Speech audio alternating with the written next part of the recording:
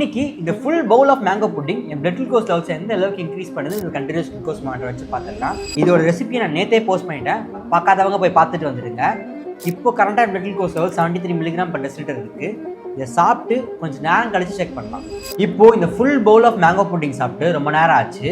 இந்த ஃபுல் பவுலில் 7 grams of protein, 38 grams of carbs, 8 grams of fat and 9 grams of fibre இருக்குது.